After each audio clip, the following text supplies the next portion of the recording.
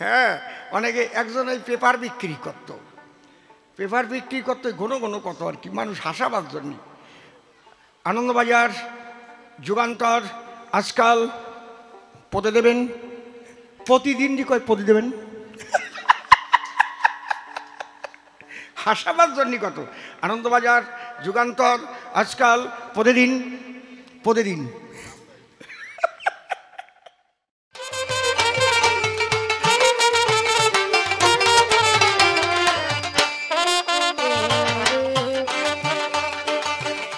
ভক্তের শ্রীপাদ পদ্মে ভক্তিপূর্ণ প্রণাম জানাই।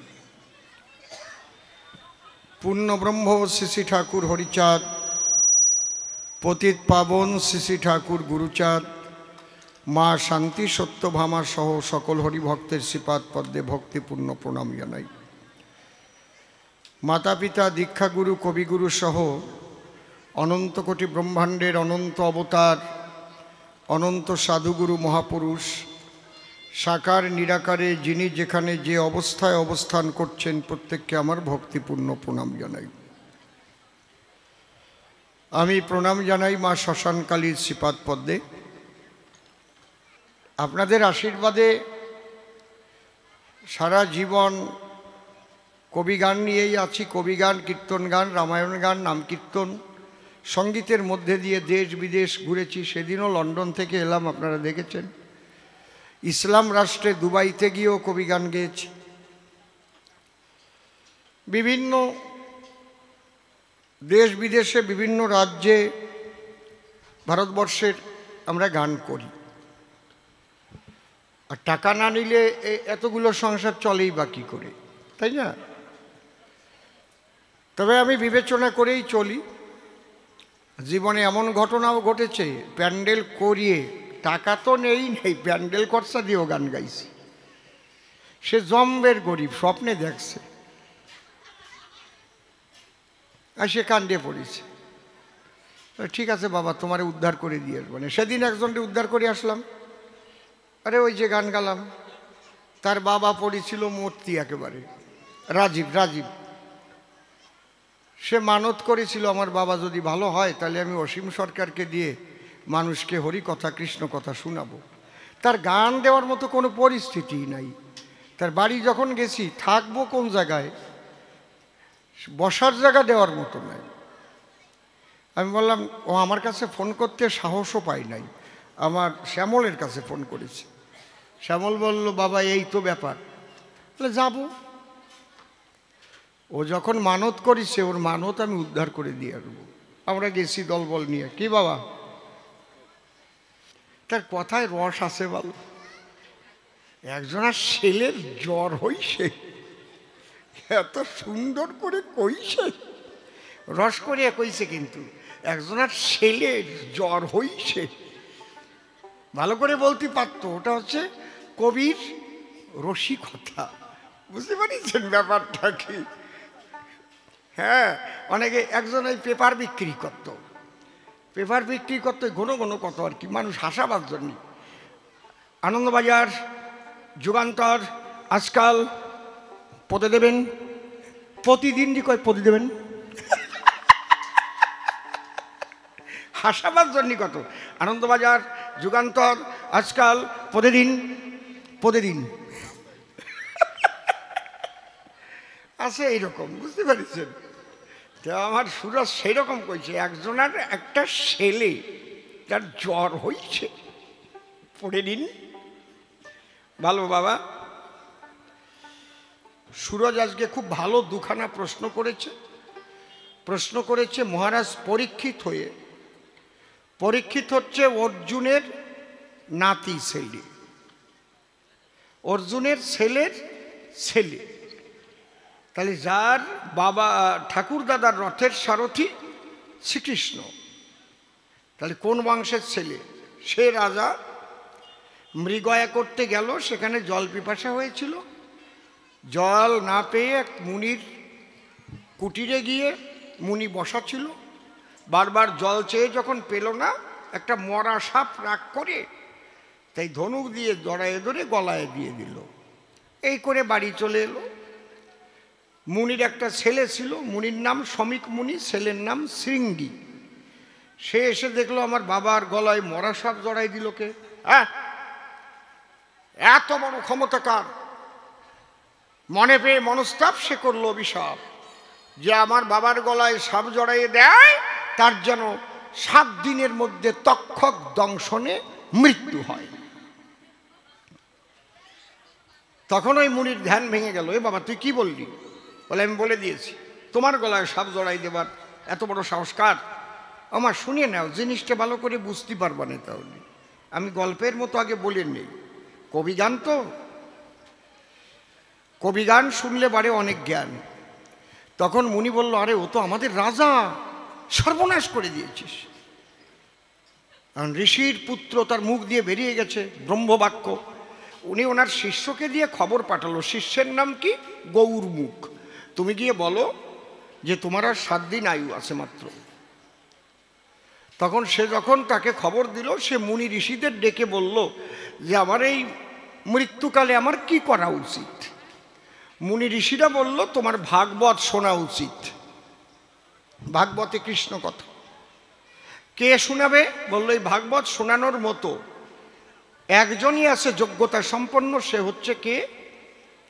কৃষ্ণ দ্বৈপায়ন বেদব্যাসের পুত্র, যার নাম সুখদেব ব্রহ্মচারী। তাকে আমি কোথায় পাবো? বলে, তাকে আমরাই আকর্ষণ করে আনবো। তখন হরিহর নদীর পাড়ে 60,000 মুনি ঋষিরা বসে সবাই করজোড়ে আকর্ষণ করে। কোথায় মহাপুরুষ? তুমি সুখদেব ব্রহ্মচারী, আজ তোমাকে আমরা আকর্ষণ করি, তুমি এসে করো উপবেশন। আজ ভাগবত পাঠ করে রাজা পরীক্ষিতের এই পরকালের পথ দাও পরিষ্কার করে। তখন সুখদেব ব্রহ্মচারী বায়ু ভরে। ঋষিরা আগে উড়ে উড়ে চলতে পারত, শোনেন নাই? ওই কুম্ভ মেলায় ঋষিরা উড়ে উড়ে পড়ত। উনি বায়ু ভরে যোগের দ্বারায় সেখানে এসে উপবেশন করলেন। তখন ভাগবত পাঠ করছেন আর মহারাজ পরীক্ষিত শুনছেন। কাহিনীটা বুঝতে পারছেন তো? আমার অনেক ভাগবত পাঠকের মুখে শুনেছেন। এখান থেকে পরীক্ষিত 2টো প্রশ্ন করেছে যে তোমার বাবার লেখা এত গ্রন্থ থাকতে, 14 শাস্ত্র, 18 পুরাণ, 9 লক্ষ গ্রন্থ থাকতে আমার মৃত্যুর পূর্বে তুমি আমাকে ভাগবত শোনাচ্ছ কেন? ভাগবতের কি মাহাত্ম্য আছে তাই খুলে বলো আমার কাছে। বেদ শোনাতে পারতে, কত পুরাণ রয়েছে তাই শোনাতে পারতে, কি ভাগবত কেন শোনাচ্ছ? 2 নম্বর প্রশ্ন হচ্ছে, ঈশ্বর এই জগৎ সৃষ্টি করেছে আনন্দ উপভোগ করবার জন্য। আনন্দ ধেয় মানি খল্লি মানি ভূতানি জায়ন্তে। তাহলে আনন্দ যদি পেতে হয়, তার পিছনে যদি থাকে একটা মরণের ভয়, তাহলে আর আনন্দ থাকে? তাহলে এই জন্ম সৃষ্টি করে যদি মৃত্যু সৃষ্টি না করতো, তাহলে মানুষের কি আনন্দ হতো? আর আমি আর মরবো না। মানুষের এখন এমন ভয়, জীবনেও করোনারে দেখে নাই, তাইতে মুখ ঢাকিয়ে ঢাকিয়ে এই যে বুঝি ধরে ধরে সারা পৃথিবীরে নাড়াই দেশে করোনা। বিদেশিদের চুমুয়া খাওয়া বন্ধ করে দিয়েছে। আগে প্রেম প্রীতি ভালোবাসা করতে যাই একটা চুম্বন করতে হয়, চুমু খাওয়া যাবে না, করোনা হতে পারে। ঠিক কইছি না নাকি? কথা কও না কেন? করোনা দেখিছো কেমন? নারী না পুরুষ না হিজড়া কেউ দেখছো? যা দেখি নাই তাতে এত ভয় পাই, কারণ মৃত্যুর দূত করোনা করেছে আগমন। কি আমার বাবাও সেই করোনায় মরিছে, অসীম সরকারের বাবা, দেখেছেন? তাহলে মরণের ভয়ে সবাই কাঁপে। তাই প্রশ্ন করেছে আমার সমীপে, ঈশ্বর কেন জন্ম সৃষ্টি করে মৃত্যু করিল সৃজন? হে মহারিষি, বলো আমার পাশাপাশি এর মধ্যে কি তত্ত্ব আছে জানতে আকিঞ্চন। 3য় প্রশ্ন গেছে করে, তুমি বলো আমার ধারে সোনার কাশি ত্যায্য করে পাগলা পঞ্চানন, সে শ্মশানে মশানে ঘোরে সিঙ্গার ডম্বুরে সদা করে হরিনাম কীর্তন। তাহলে তার ত্যাগ করিয়া সোনার কাশি শিব হইল শ্মশানবাসী। তাই যদি শিব হয়, তাহলে আমার কাছে বলো সত্য সেই শ্মশানের কি মাহাত্ম্য? সোনার কাশি হইতে মূল্যবান এমন কি আছে শ্মশানে আমার জানতে অভিপ্রায়। আপনি যদি হাঁটিয়ে যাচ্ছেন, 1 মণ লোহা দেখেন, 1 মণ লোহা দেখলেন না, লোহা পাইয়ে গেছি, লোহার বল 1 মণ ওজন, আপনি নিলেন। সামনে যদি যাইয়ে দেখেন যে ওরে বাবা 1 মণ রূপোর বল, তা আপনি 2 মণ তো নিতে পারবেন না বইয়ে। কোনটা নেবেন? রূপোরটা নেবেন না লোহারটা নেবেন? কোনটা নেবেন? কথা কোন? রূপোরটা নেব তো, কথা কত দেরি হয় কেন? লোহারটা ফেলাই দিয়ে রূপোরটা নিয়ে আটা দেবো। আর একটু আগে যদি দেখি যে 1 মণ সোনার বল চক চক চক চক করতেছে, তা কি করবা? 2 মণ তো নিতে পারবা না, সোনারটা নেবা না রূপোরটা নেবা? সোনারটা নেব।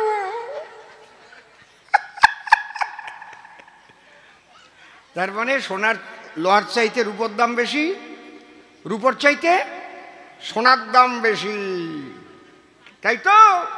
তাহলে ত্যাগ করিয়া সোনার কাশি শিব হইল শ্মশানবাসী। তাহলে নিশ্চয়ই সোনার কাশির থেকেও শ্মশানের মূল্য অনেক বেশি। সেই মূল্য কি আমার কাছে বলো দেখি, আজকের সভাতে প্রকাশী। বুঝতে পারছেন?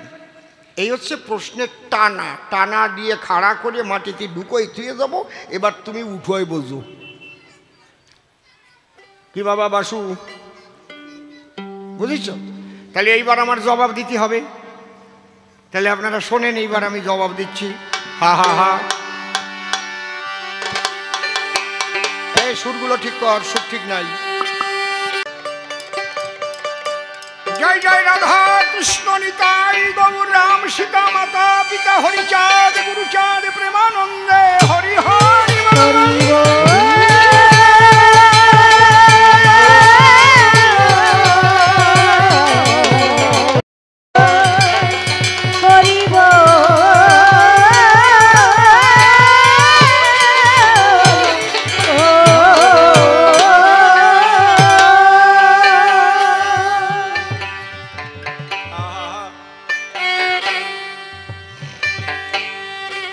মৃত্যু। হরি বল। হ্যালো, ধপ করে বন্ধ হয়ে গেল কেন? রিভাইভ কই? কেটে গেছে কোনটা? দেখো তো, রিভাইভ দাও তো। Hello, check check, revive check. হ্যাঁ, রিভাইভটা থাকবে, এ তো গান গাইবো কি করে আমি? হা হা, মৃত্যু আর জীবন।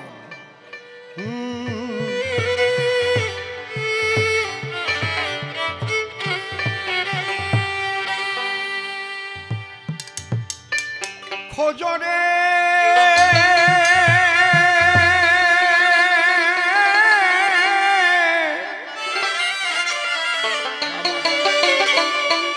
লাগাও, ওখানে দাঁড়ায় থাকো।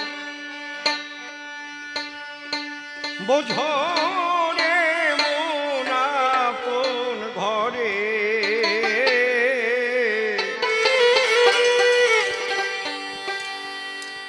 মানুষ কন্দনা রে মন,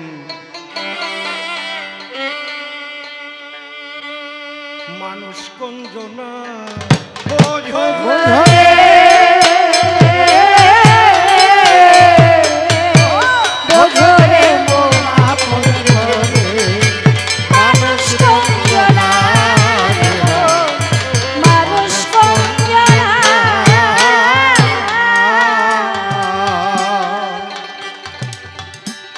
এই যে হাড়ে মাংসে জোড়া দেওয়া,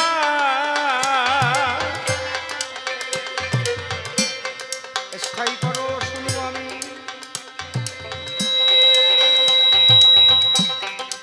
টোনে হাত দিস না, লিকেজ হবে, বাড়াতে পারবি না সাউন্ড। এই যে হাড়ে মাংসে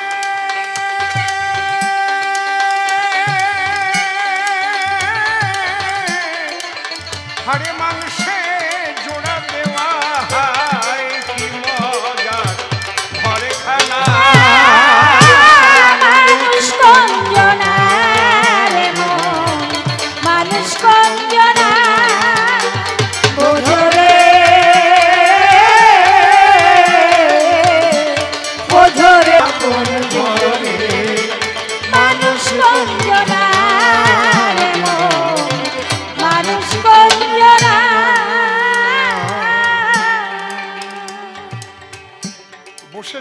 নারী নরে, মৃত্যুকে মানুষ ভয় করে। আমি দেখাবো তাই মৃত্যুর মতো অমন বন্ধু আর কেউ না। মৃত্যু পুরাতনকে ঝেড়ে ফেলে এই সোনার ভূমণ্ডলে নূতনের আলো দেখায়।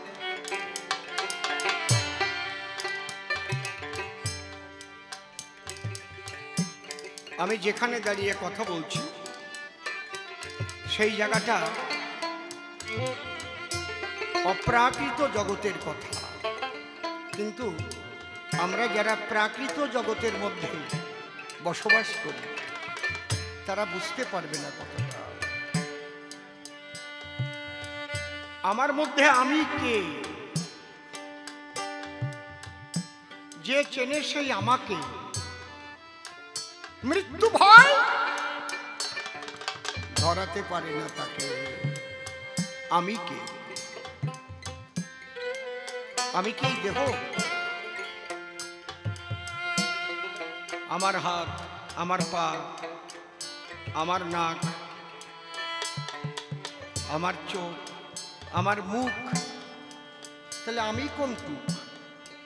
আমার যদি দেহ হয়, দেহটা তো আর আমি নয়। ঢোল বাজাচ্ছে, ঢোলটা শ্যামলের। ঢোল কি শ্যামল? ডাক্তারবাবু, আমার শরীরটা খারাপ। শরীরটা তো আর আমি না, আমার শরীর খারাপ। আমি কে?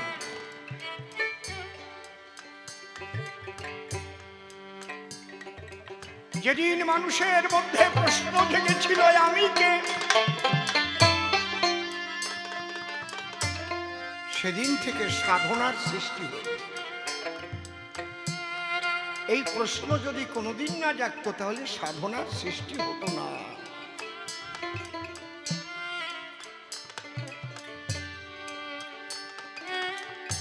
সমস্ত ধর্মের মূল কথাই হচ্ছে আগে নিজেকে জানো। লালন ফকিরও তাই বলেছে, খাঁচার ভিতর অসীম পাখি কেমনে আসে যায়, তারে ধরতে পারলে মনোবেরি দিতাম পাখি পায়। এটা খাঁচা। বাইবেলে বলেছে নো দাই সেলফ, নিজেকে জানো। হাদিসে বলেছে ওরে মিন মোমেনিন আরশ আল্লাহে তাআলা, হে মুমিন, আল্লাহ তাআলার আরশ মুমিনের দিলে, আগে দেল দরজা দেখো খুলে।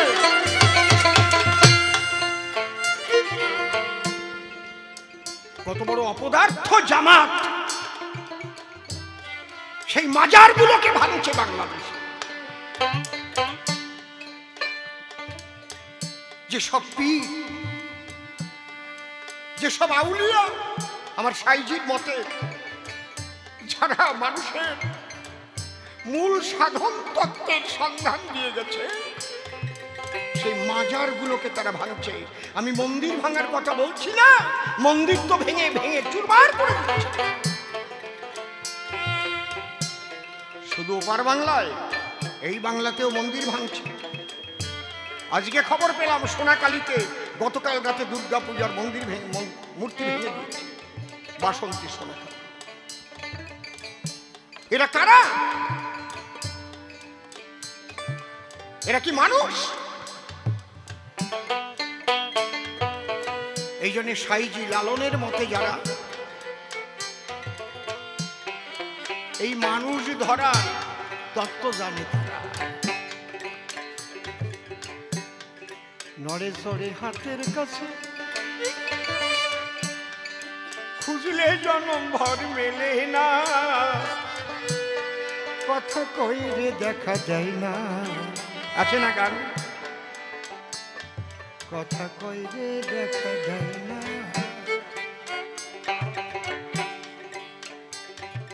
সাধুর বাজারে যাবেন, আত্মতত্ত্ব জ্ঞান চাই।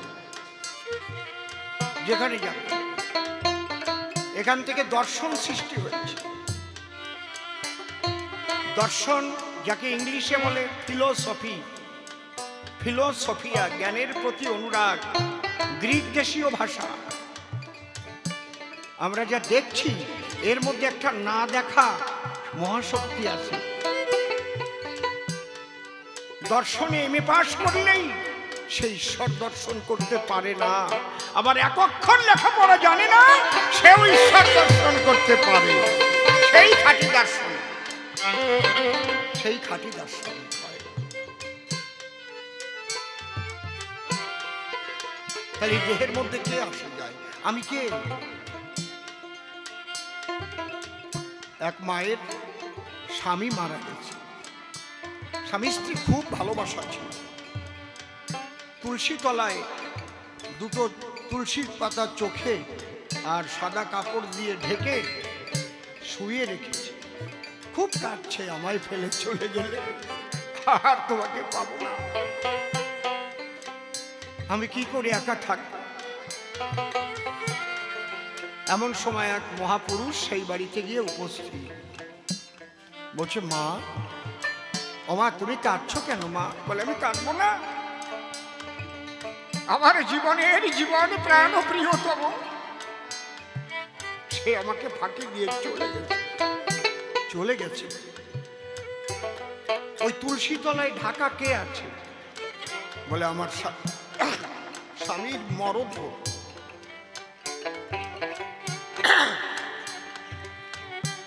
আমার স্বামীর মরদেহ।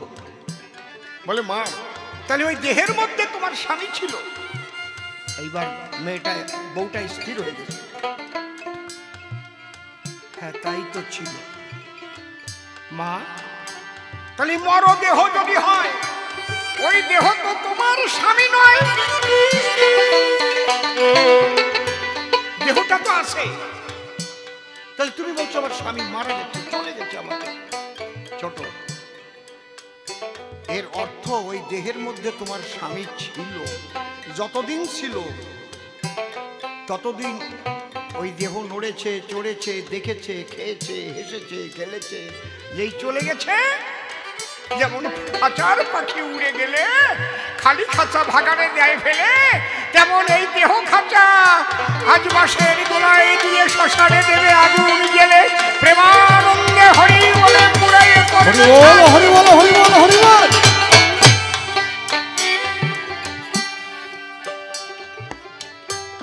ওমা, আমি তোমার কাছে একটা প্রশ্ন করি মা। কি?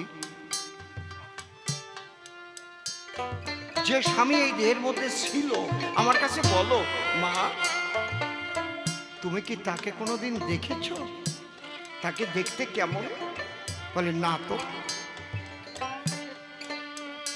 ওমা, তুমি তোমাকে কখনো দেখেছ? বলে, তাও তো দেখিনি। বলে, এই জন্যই কাঁদছো মা। এটা দেখতে গেলে একা হয় না, সৎ গুরুর আশ্রয় নিতে হয়।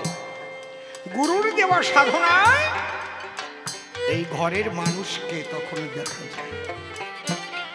তাই না হলে এই যে হাড়ে মাংসে জোড়া দেওয়া,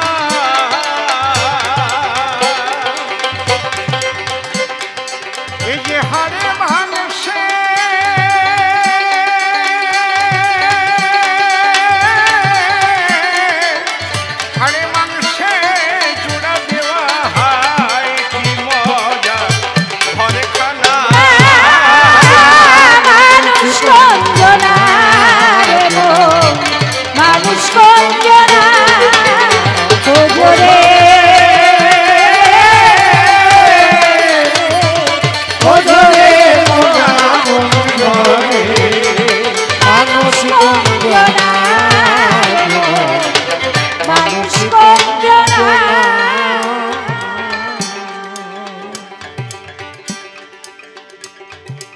প্রকৃতির নিয়মই হচ্ছে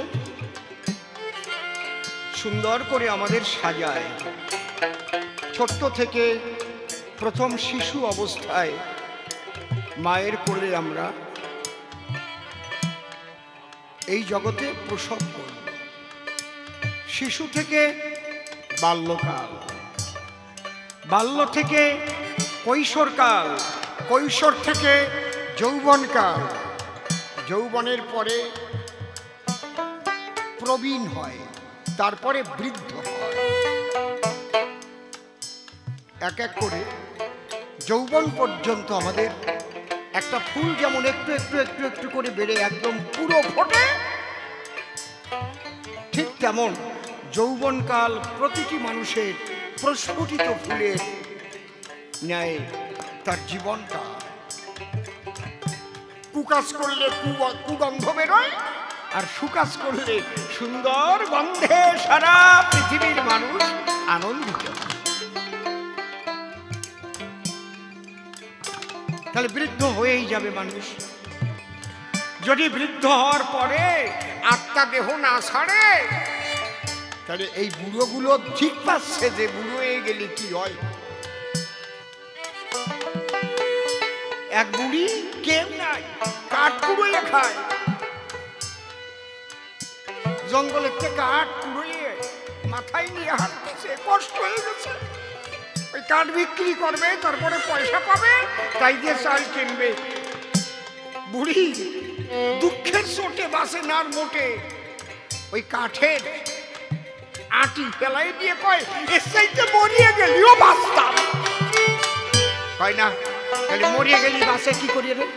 রাজা, এই জায়গায় মজা, মরিয়ে গেলিও বাঁচতাম। তার মানে যদি এই দেহ ছেড়ে চলে যেতাম, তাহলে আবার একটা নূতন দেহ পেতাম, আবার শিশু হতাম, আবার বাল্যকাল আসতো, আবার যৌবনকাল আসতো, আবার প্রেম প্রীতি ভালোবাসায় জীবনটা ভরে উঠত। মরিয়ে গেলেও বাঁচতাম। এই জায়গায় দাঁড়িয়ে কবিগুরু রবীন্দ্রনাথ বলেছেন, মরণ তুহু মম শ্যাম সমান। মৃত্যুকে বলছে তুমি আমার শ্যাম সমান। কারণ এই জরাজীর্ণ দেহটাকে, এই দেহ থেকে আমাকে মুক্তি দেবার মতো একমাত্র বন্ধু মৃত্যু। সেই জরাজীর্ণ দেহটাকে ছাড়িয়ে আত্মাটাকে যখন বের করে দেয়, কর্ম অনুযায়ী আত্মা দিয়ে আবার নূতন দেহ পায়, আবার সে যৌবন পায়, আবার বিয়ে করে, আবার প্রেম করে। আর যদি অনন্তকাল বুড়ো কাষ্ঠিটাকে খালি কাটের পরে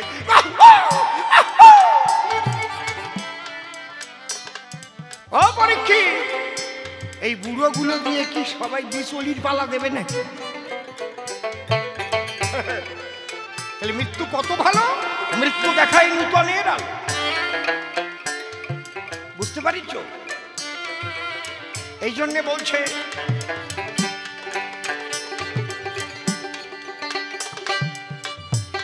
ওরে বাঁচা মরার কারণ ছাড়ি সররিপ বারণ করি, মানুষ রতন যতন করো না।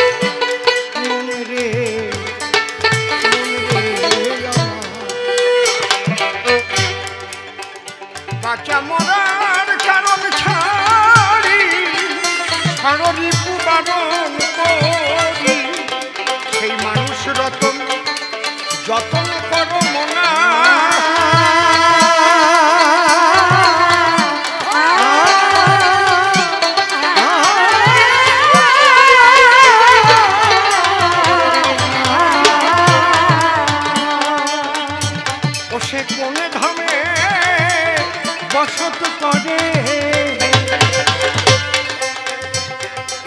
শিব শ্মশানে থাকবে না, কোথায় থাকবে? সৃষ্টিকর্তার নাম কি? যিনি সৃষ্টি করেন তার নাম কি বলো? কেউ জানো না? ছোট, হ্যাঁ বলো। এই নাকি আমরা সনাতন ধর্মের মানুষ, রাইট? ব্রহ্মা সৃষ্টিকর্তা, ব্রহ্মা। পালনকর্তাকে পালন করেন যিনি, তাকে কি বলি আমরা? বিষ্ণু, রাইট? আর যিনি সংহার করেন শিব, মহাকাল।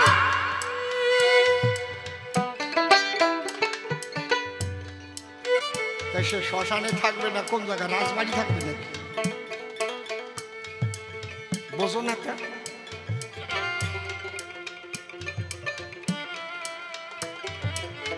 শিব শব্দের অর্থই হচ্ছে মঙ্গল।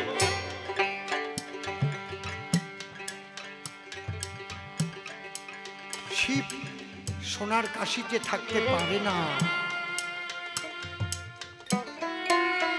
মনে রেখো, রাজা হও, মহারাজা হও, শ্মশানেই তোমার শেষের বিছানা। চরম শান্তির জায়গা শ্মশান। ওই দেখো শ্মশানে কিবা নিশি দিনে পুরিতেছে মানবের যত অহংকার। হরি বলো, হরি বলো মন্ত্রী আমার, হরি হরি বল, হরি হরি বল।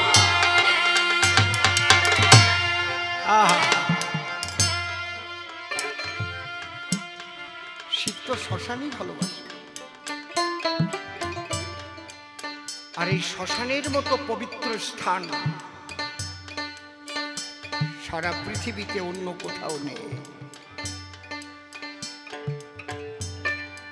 এই শ্মশানই হচ্ছে সবচেয়ে পবিত্র স্থান এবং সাধনার পুণ্যভূমি।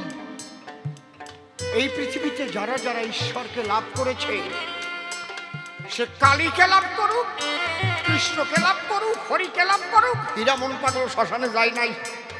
ও হরি বলা সাধু কাও কি কেন গেছে? শ্রী ঠাকুর ভবা পাগলা বলতেন, এই শালা শোন, কি মাঝে মাঝে শ্মশানে যায়।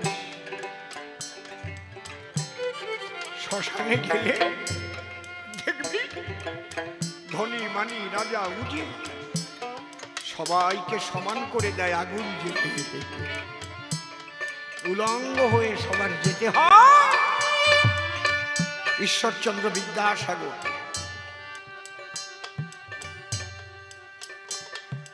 বিধানচন্দ্র রায় উনি মৃত্যুর পূর্বে ছাত্রদের বললেন, এই আমি মরে গেলে আমার দুটো হাত খুলে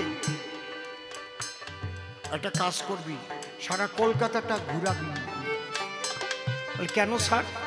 কয় আমি দেখাই যেতে চাই অন্যায় ভাবে যে যত অর্থ উপার্জন করো না কেন, যাবার বেলা তোমার হাতে কিছু নাই, খালি হাতে সবারই যেতে হয়। শ্মশানে আসলে বোঝা যায় পুড়ে ছাই হয়ে যায়। কিভাবে পড়ে? কই তখন তো বলেন আমি ব্যথা পাচ্ছে, আমার গায়ে আগুন দিও না, আমাকে বাড়ি বেরো না। শ্মশান সেই পবিত্র ভূমি।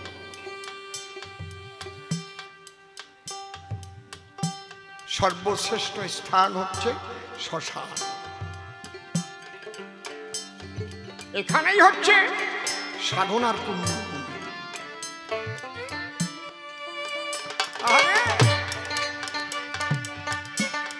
সেই মানুষ ধরা মানুষ পেলে তার হুকুমে মানুষ চলে, তোমরা পেলে তারে করো ভজনা।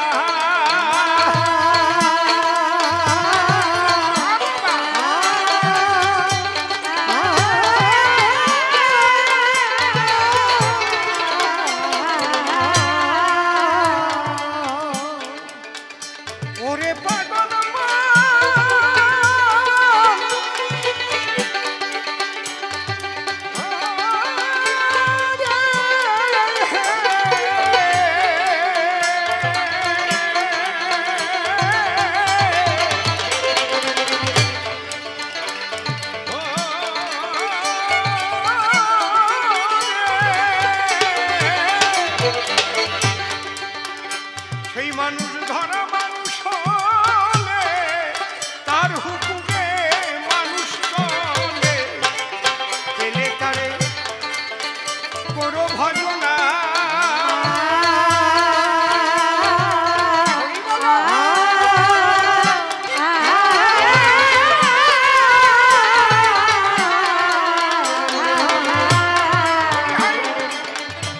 গোসাই অমূল্য